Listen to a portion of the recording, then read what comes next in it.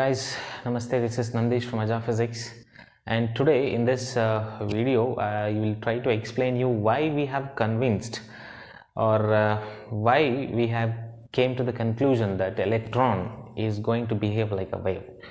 Okay, so for that I want you to understand some wavic phenomena like propagation of waves in a stretched string and vibration of air columns in open and closed organ pipes and all. So first let me discuss them, and then we will go to this wave nature of the electron, how the wave nature for the electron is coming to conclusion. Yeah. So now assume that there is a stretched string. Okay, these two are the fixed points. Let me call them as A and B. That is a string. So what are all the possible types of vibrations or the modes of vibration in this stretched string? That is very important.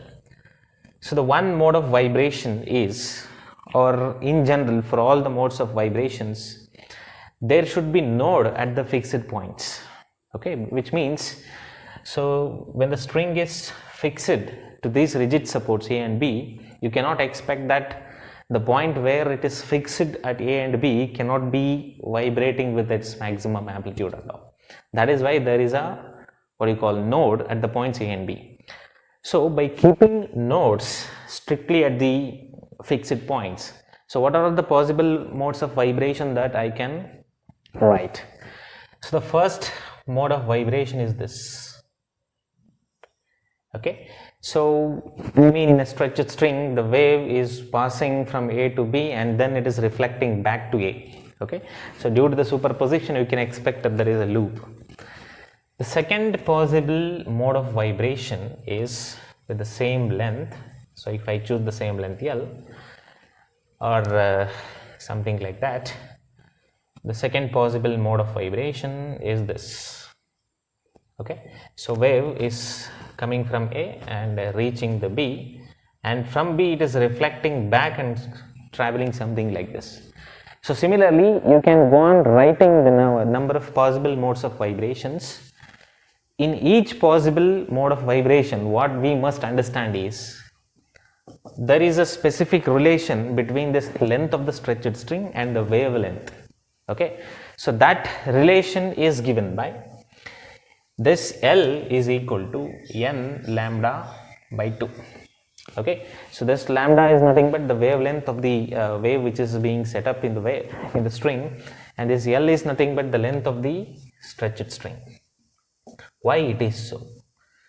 So you can observe that in this picture, if you give n is equal to 1, so L is equal to lambda by 2. So what do you mean by this? The length of this stretched string is equal to half of the lambda. So that is what we have seen here. So this is actually when you are writing one complete wave. So this is what actually one complete wave, the transverse wave. One crust and one trough together constitute one wave. So therefore here also, so it is one crust, there is no trough here because there is a fixed point. B, after which the wave have to reflecting back, it cannot travel further. So this is what also one crust itself for the coming back wave. So therefore here this entire length of the stretched string is occupied by half of the wave. It is not by the complete wave. Similarly in the second case you can see that if you put n is equal to 2 in this formula, so give n is equal to 2 over here, this lambda is going to be, sorry, this L is going to be lambda because 2 and 2 getting cancelled here. So what do you mean by this? The length of the stretched string is equal to lambda. So that is what we have observed here. So this length from A to B is occupied by one complete wave. Similarly, if you go on giving the other values for n, say for example 3, so L is equal to 3 by 2 times the lambda. So this is nothing but 1.5 wave is occupying this length. That is obvious, we can imagine it. Okay, so here suppose this is the length of the stretched string, so from here to here this is A and this is B. So 1/2 of the wave, because 3 by 2 is nothing but 1.5 waves, so 1/2 wave, 1.5 wave is going to occupy this length. So that can be seen something like this. Okay, this picture is not yeah, now it is okay.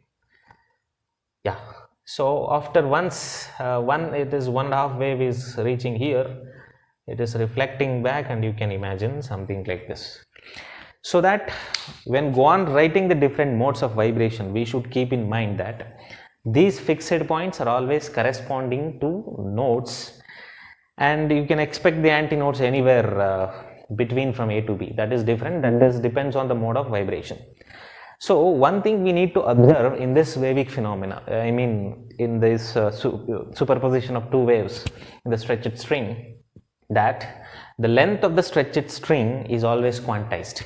It is integral multiple of lambda by 2. So here n can take with the value of 1, here n is taking the value 2, and here it is n is 3, and so on. You can give the integer values for n, and only those possible lengths which is matching this generalized formula L are possible for the length of the stretched string. No other length is going to possible. So if you give the length is different from which is violating this formula, you cannot get what you call the resonance. I mean this kind of vibration you will never get it. So length is what you call quantized here.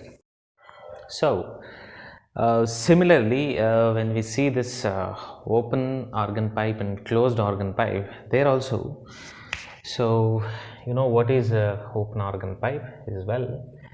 So this is called open organ pipe. So where you will get both the ends of the pipes are open. Okay. So and in closed organ pipe, where the one end of the pipe is closed, and if I want to set up what you call a progressive wave in these two pipes, so there is a condition which is relating the length of these pipes with the wavelength. Okay, so let me write the conditions for both of these waves.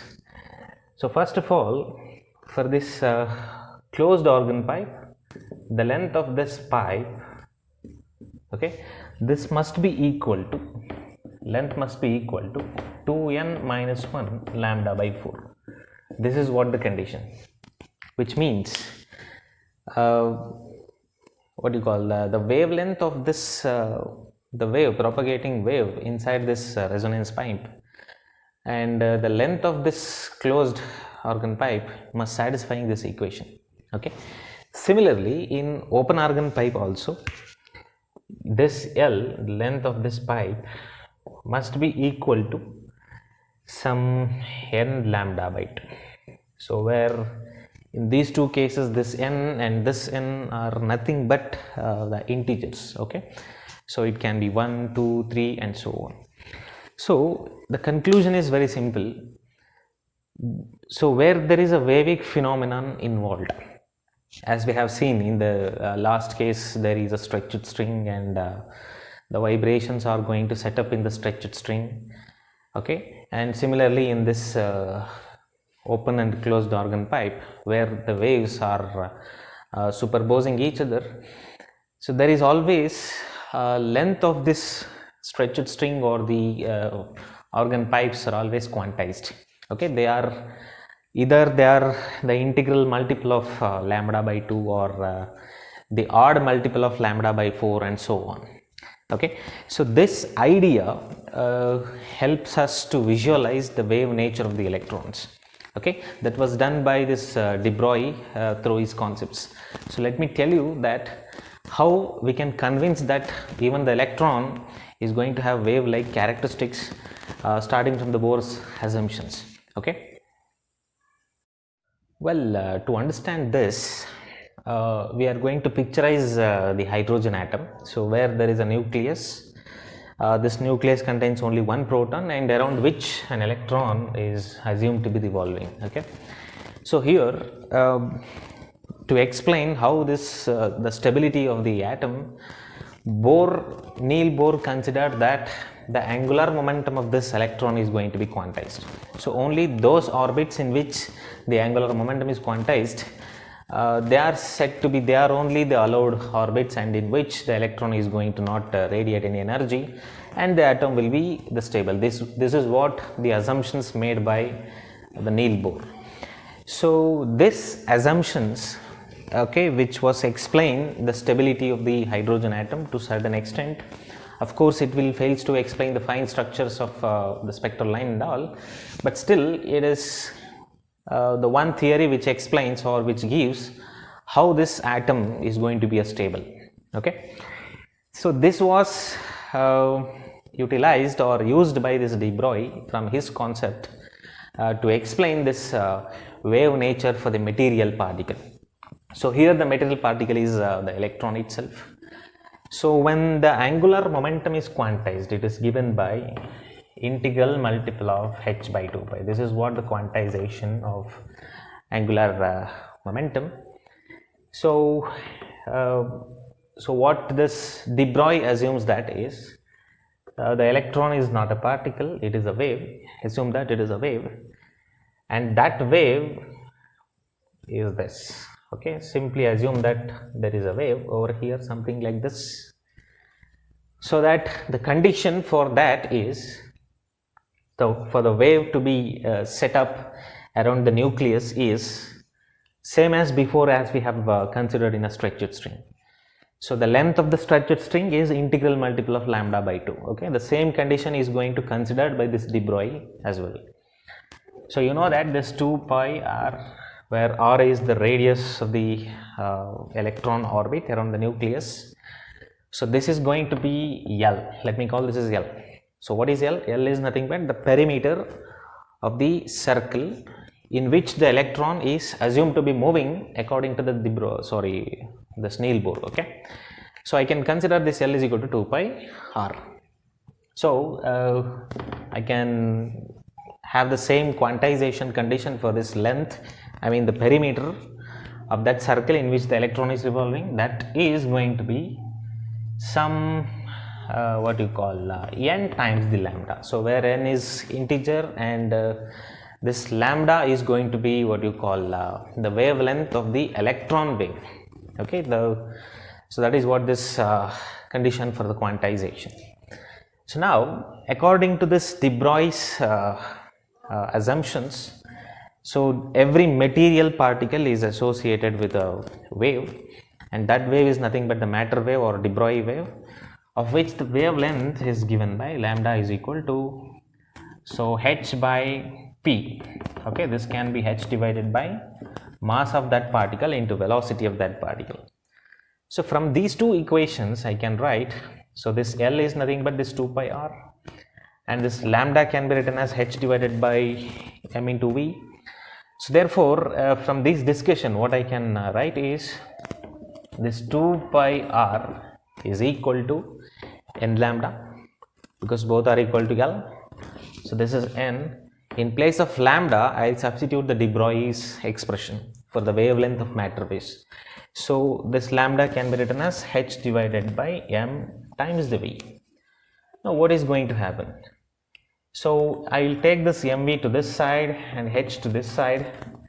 So what I can get is this mvr is going to be h by 2 pi. This is h.